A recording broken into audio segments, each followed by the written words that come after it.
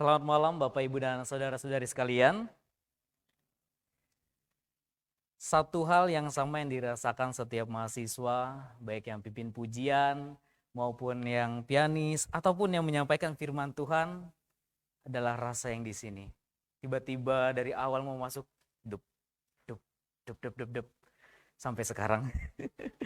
Baik, Bapak Ibu dan saudara sekalian, malam hari ini kita akan mendengar firman Tuhan. Saya ajak kita semua untuk membuka Alkitab dari Yakobus pasal yang kelima. Kita buka Yakobus pasal yang kelima ayat yang ke-16. Kita akan baca bersama-sama. Yakobus pasal 5 ayat yang ke-16. Jika sudah menemukannya, mari kita baca bersama-sama. 1, 2, dan 3. Karena itu, hendaklah kamu saling mengaku dosamu dan saling mendoakan supaya kamu sembuh. Doa orang yang benar bila dengan yakin didoakan sangat besar kuasanya. Mari kita berdoa. Bapa di sorga, malam hari ini kami ingin merenungkan firman-Mu yang terdapat dalam Alkitab. Mohon bimbingan-Mu kepada yang menyampaikannya agar menyampaikan kebenaran firman-Mu dengan baik dan juga yang mendengarkan dapat mengambil pengajaran dari apa yang kami renungkan malam hari ini. Terima kasih Bapa, kami siap untuk mendengarkan firman-Mu. Amin. Malam hari ini saya berbicara tentang kitab Yakobus di pasal 5 ayat ke-16. Ada hal yang membuat saya tertarik untuk dibahas oleh kita semua. Kalau kita ketahui seputar kitab Yakobus itu banyak sekali mengajarkan tentang yang namanya prinsip bagaimana seorang Kristen hidup atau bagaimana prinsip kehidupan seorang Kristen. Ada banyak sekali di sana dijelaskan bagaimana orang Kristen yang sudah mengenal kebenaran harus berbuat ini dan itu dan banyak sekali.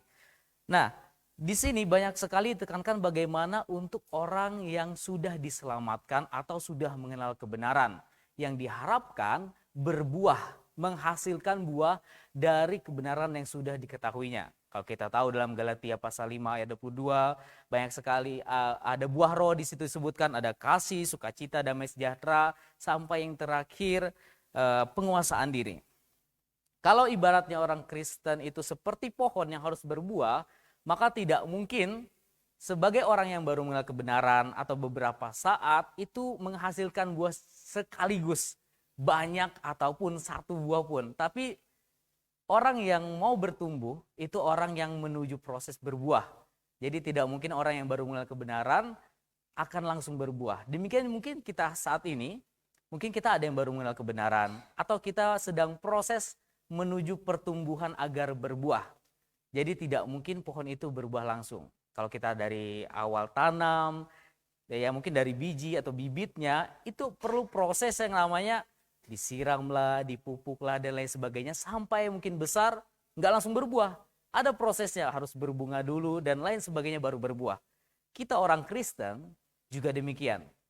Kita sudah mengenal kebenaran dan sekarang apakah kita pohon yang sudah berbuah atau yang sedang berbuah atau yang akan berbuah? Nah, merenungi firman Tuhan adalah satu bagian agar kita bisa berbuah. Malam hari ini saya ingin mengangkat sebuah tema tentang introspeksi atau evaluasi diri. Di dalam ayat ini disebutkan mengaku dosamu. Itu artinya bagaimana kita harus bisa mengintrospeksi diri sendiri atau mengevaluasi diri kita sendiri. Mengevaluasi kalau banyak perusahaan atau di kantor-kantor, di dunia pendidikan dan sebagainya, itu selalu ada yang namanya rapat evaluasi.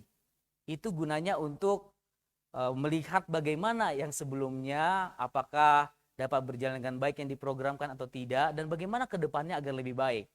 Nah, introspeksi diri itu kalau kita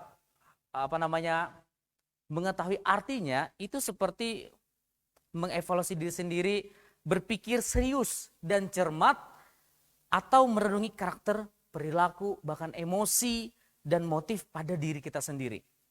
Harus tahu tentang dirinya sendiri apa yang sudah dilakukan dan apa yang akan dilakukan. Nah, manusia itu gak mungkin hidup tanpa yang namanya ada kesalahan sedikit pun. Tidak ada manusia yang hidup tanpa ada salah. Dan untuk mengetahui kesalahan itu biasa pada diri kita, kita harus yang melakukan namanya tadi introspeksi atau evaluasi diri. Ini sangat penting. Nah, upaya untuk mengontrol diri ini atau mengevaluasi diri ini bertujuan agar kita tidak terus-menerus melakukan kesalahan dan juga bahkan nanti akan berujung pada kesesatan. Itu yang akan kita hindari dari tujuan evaluasi diri ini. Nah, evaluasi diri ini juga akan membuat kita sadar dan tahu membedakan hidup kita yang kemarin dan hari ini. Bagaimana kita kemarin, apakah sudah baik atau buruk, dan bagaimana hari ini. Nah, dan yang lebih penting dalam evaluasi diri nanti, kita akan meningkatkan yang namanya kualitas kepribadian kita. Jadi tahu hal yang akan dilakukan, yang sudah dilakukan, dan juga tahu merencanakan apa yang akan dilakukan. Jadi kalau dalam kehidupan Kristen, untuk apa kita mengevaluasi diri? Yaitu agar kita mengetahui dosa dan kesalahan apa saja sehingga perlu minta ampun kepada Tuhan. Jangan sampai kita sebagai orang Kristen nggak tahu apa salah kita sendiri. Apa dosa yang sudah kita perbuat sehingga kita acuh dan tidak mau mohon ampun kepada Tuhan. Itu perlunya introspeksi diri kita sebagai orang Kristen. Tuhan senang kepada kita kalau kita adalah manusia yang selalu memperbaiki diri. Tidak mungkin Tuhan tidak senang. Nah, ada pepatah mungkin mengatakan belajar dari kesalahan itu akan membuat orang lebih dewasa. Tapi jangan sampai kamu gunakan kesalahan agar kamu semakin dewasa. Jangan dibalik. Jadi bukan dewasa gara-gara berbuat banyak kesalahan. Tapi kalau kita tahu itu kesalahan biasanya akan membuat kita lebih dewasa dan lebih baik ke depannya. Nah, sekarang kita akan lihat apa kata Alkitab mengenai introspeksi atau evaluasi diri ini. Ada beberapa poin yang akan saya bagikan untuk kita malam hari ini. Ada 4. Yang pertama, kita harus melihat kekurangan dalam diri kita sendiri. Kita buka dalam Wahyu pasal 3 ayat 19. Wahyu pasal 3 ayat 19. Dikatakan di sana, barang siapa kukasihi, ia kutegur dan kuhajar. Sebab itu relakanlah hatimu dan bertobatlah. Tuhan dikatakan menegur dan menghajar. Relakan hati.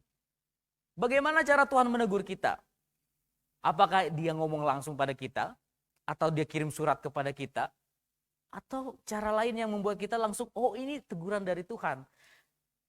Cara Tuhan menegur kita adalah dengan firman-Nya. Melalui renungan, melalui khotbah yang kita dengar, bahkan mungkin puji-pujian yang kita nyanyikan, bisa jadi itu salah satu firman Tuhan untuk kita mengintrospeksi diri kita. Tapi setelah itu, kalau kita mengetahui banyak sekali firman Tuhan, banyak sekali khotbah-khotbah, banyak sekali renungan, bahkan puji-pujian dan lain sebagainya yang sudah menegur kita, yang membuat kita harus mengevaluasi diri kita, relakah kita untuk mengakuinya bahwa itu adalah kesalahan kita? Lalu kita minta ampun kepada Tuhan.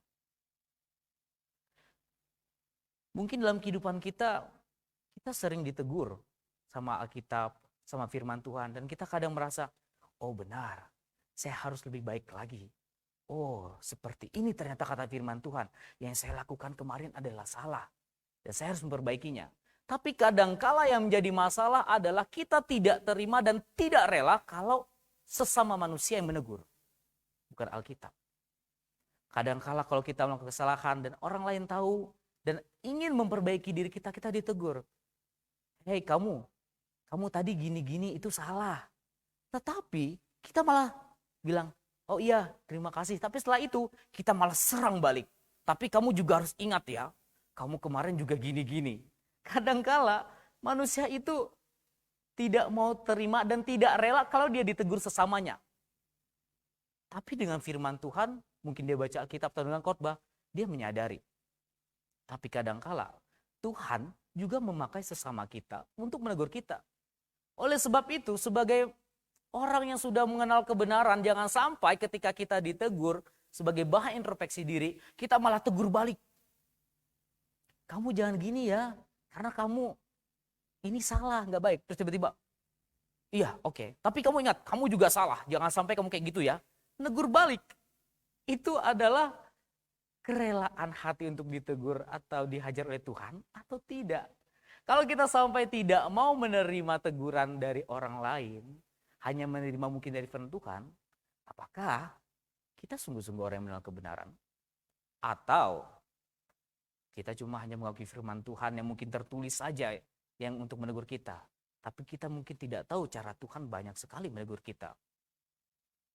Itu salah satu yang harus kita tahu. Yaitu melihat kekurangan kita dari firman Tuhan. Ada banyak firman Tuhan melalui khotbah, renungan. Tetapi jangan sampai juga saat khotbah atau renungan disampaikan, lalu misalnya mengena kepada seseorang, kita seakan-akan memasang tameng untuk diri kita. Saat firman Tuhan disampaikan, terus kita pakai tameng. Oh, itu teguran untuk si dia itu pas. Dia harus introspeksi. Masuk lagi. Oh, itu untuk si dia deh. Nggak cocok buatku. Pasti firman Tuhan untuk dia sih. Kadang kita malah membuat introspeksi kepada orang lain. Bukan melihat kekurangan pada diri kita. Kita hanya bisa melihat kekurangan orang lain. Oh, itu tadi untuk si dia. Oh, itu untuk si dia. Bukan untuk kita. Ini adalah sebuah kesalahan. Oleh sebab itu, yang harus kita lakukan adalah ini tadi. Merelakan hati kita. Relakah hati kita ditegur atau dihajar oleh Tuhan agar kita semakin lebih baik melalui cara Tuhan. Kedua, yang ingin saya sampaikan adalah apabila kita sudah menjauh dari jalan atau menyimpang dari jalan sebelumnya, kembalilah ke jalan yang semula sudah kita tahu itu benar. Dalam Wahyu pasal 2 ayat yang kelima, kita bisa buka ke sebelahnya. Wahyu pasal 2 ayat yang kelima, dikatakan, sebab itu ingatlah betapa dalamnya engkau telah jatuh, bertobatlah dan lakukanlah lagi apa yang semula engkau lakukan. Jika tidak demikian, aku akan datang kepadamu dan aku akan mengambil kaki dianmu dari tempatnya, jikalau engkau tidak bertobat. Jika sudah awalnya kita semangat, orang biasa membenarkan kebenaran, menggebu-gebu semangat, ingin menunjukkan bahwa rasa berterima kasihnya kepada Tuhan melalui perbuatan-perbuatan baiknya karena ia baru mengenal Tuhan. Semangat. Tapi lama-kelamaan, mungkin mulai menyimpang, berbelok sedikit, lama-lama sangat jauh.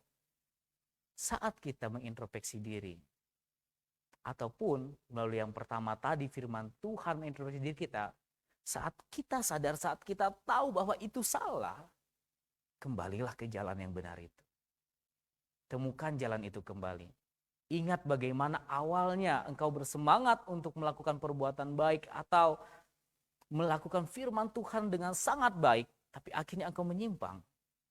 Saat kita mengetahui bahwa itu salah, kembalilah. Jangan sampai kita terlalu nyaman, kita terlalu asik untuk berada di jalan yang mungkin kita tahu salah, tapi kita malah diam di situ. Jadi jangan sampai kita mengintrospeksi diri, tapi kita tidak melakukan apa yang kita evaluasikan itu. Kalau kita sudah tahu jalannya lurus yang benar, kita berbelok tahu salah, tapi kita tahu sebenarnya yang lurus yang benar, tapi kita tetap belok. Atau mungkin berpikir bahwa nanti saat jalan ke sana, oh tenang aja, nanti ada kok jalan untuk kembali ke jalan yang benar. Jangan sampai. Siapa tahu waktu kita tidak sempat untuk berbelok ke jalan yang benar itu. Kita tidak tahu kapan waktu kita. Kita tidak tahu kapan kita tidak ada lagi di dunia ini. Kalau kita tahu kita sudah menyimpang dari kebenaran yang sebelumnya sudah kita tahu, kita memegang kebenaran itu, jangan sampai kita lepas begitu saja, jangan sampai kita belok begitu saja, acuh tak acuh. Ingat, tidak ada yang tahu waktu kita kapan. Jadi ingat, kalau kamu sudah introspeksi diri, kita sudah introspeksi diri dan tahu itu salah, mari kembalilah ke jalan yang semula, yang benar. Ingat dulu yang awal, yang benar. Dan dikatakan bertobatlah. Jadi tidak hanya tahu, bahwa kamu sudah salah, kamu mohon ampun juga kepada Tuhan.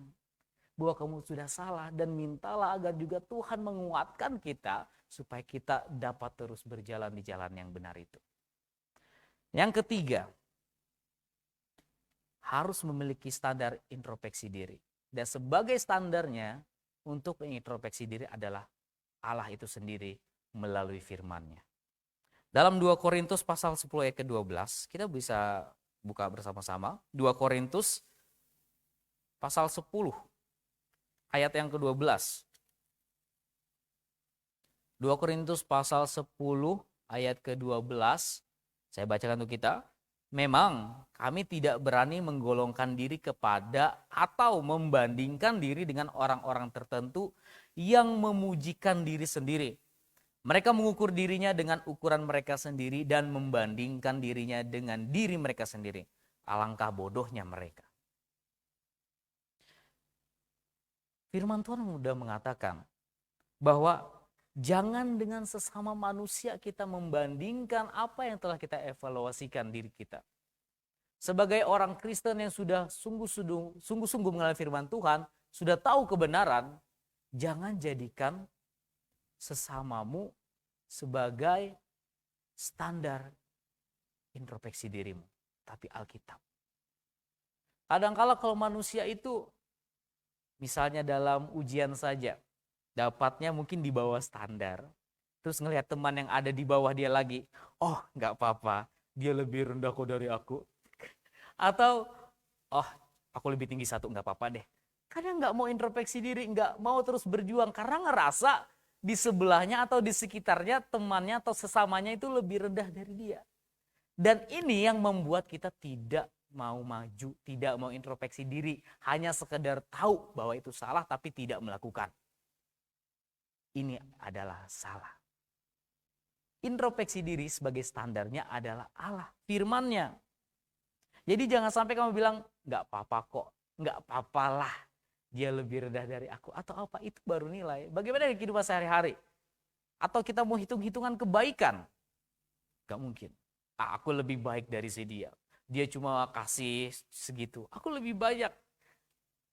Ini bukan introspeksi diri. Yang ada malah kesombongan di diri kita. Jadi kalau kita selalu mengatakan lebih baik dari si dia, si itu, si ini, itu standarnya adalah manusia. Dan firman Tuhan tadi mengatakan adalah alangkah bodohnya mereka. Mereka yang dimaksud adalah orang yang membandingkan dirinya dengan dirinya sendiri atau orang lain lebih rendah. Bukan dengan firman Tuhan. Kalau dengan firman Tuhan kita bandingkan, mungkin kita akan merasa jauh. Ibaratnya mungkin kain putih yang penuh noda, semakin didekatkan dengan cahaya, itu semakin kelihatan kotornya. Dan kalau kita tahu, kita bersihkan. Bukan kalau kita tahu kita kain kotor, lihat di sebelah kotor, nggak apa-apa, dia lebih kotor. Jangan sampai saudara-saudara dan Bapak Ibu sekalian. Introspeksi penting, introspeksi diri penting, evaluasi diri penting, tapi bukan berarti saat kamu tahu apa kesalahanmu dan apa mungkin dosa dan pelanggaran yang kamu buat, lalu kamu bandingkan dengan sekitarmu, kamu merasa itu tidak apa-apa, mungkin ada sesuatu yang salah dengan diri kita. Sungguh-sungguhkah kita sudah mengenal kebenaran itu? Atau belum sama sekali? Jadikanlah setiap apa yang terjadi sebagai perkataan Allah itu untuk alasan tentang dasar dari bentuk evaluasi diri kita. Maka dari itu kita bisa melihat apakah sudah sesuai atau belum. Kalau dengan firman Tuhan itu ya, tidak. Kalau tidak sesuai, tidak sesuai. Tidak ada dengan firman Tuhan hampir-hampir. Tidak ada. Harus sesuai. Dan sebaiknya hindari diri kita dari perbuatan sombong dan tinggi hati seperti tadi. Kalau kita terus membanding-bandingkan dengan sesama kita, kalau kita terus merasa lebih tinggi dikit, padahal dari firman Tuhan jauh, hati-hati. Jangan sombong dan tinggi hati. Sebab hal itu merupakan hal yang tidak disukai Allah. Seseorang yang sombong itu akan jatuh ketika menghadapi kesulitan. Karena di dunia ini tidak ada yang abadi. Segalanya akan hilang seiring berjalannya waktu. Jadi jangan sampai kita melakukannya. Dan yang keempat, perhatikanlah perbuatan diri kita sendiri. Kita kadang saat mengevaluasi diri selalu memperhatikan orang lain dari ujung rambut sampai ujung kaki. Milik si A, milik si B, milik si C, dan sebagainya. Tapi apa kata firman Tuhan? Dalam Matius pasal 7 ayat 3. Yang mau buka silakan sambil buka. Matius pasal 7 ayat 3. Mungkin ini salah satu ayat yang sudah beberapa hafal dan sebagian tahu. Matius pasal 7 ayat 3. Mengapakah engkau melihat selumbar di mata saudaramu, sedangkan balok di dalam matamu tidak engkau ketahui? Bayangkan selumbar. Mungkin kalau kalian lihat di sini mata saya mungkin sekecil itu, tapi selumbar dalam mata kelihatan, tapi balok di mata nggak kelihatan. Itu berarti kita sangat memperhatikan orang lain. Mungkin kita boleh menilai orang lain, tapi jangan lupa juga sama diri sendiri. Jangan sampai saking enaknya kamu menilai orang lain, mungkin sampai kamu pisah, ada daftar terperinci, oh ini yang harus dia evaluasi, oh dia ini tadi kurang ini. Tapi bagaimana dengan dirimu sendiri? Sudahkah melakukannya terhadap dirimu sendiri? Jangan sampai melihat orang melakukan banyak kesalahan, lalu dirinci, dicatat semua. 1, 2, 3, mungkin tebal banget. Pas punya diri sendiri mungkin cuma 1 atau 2. Apakah ini sesuai firman Tuhan? Firman Tuhan bilang, balok di matamu. Bayangkan balok di mata, gak kelihatan tapi selumbar di mata orang itu kelihatan.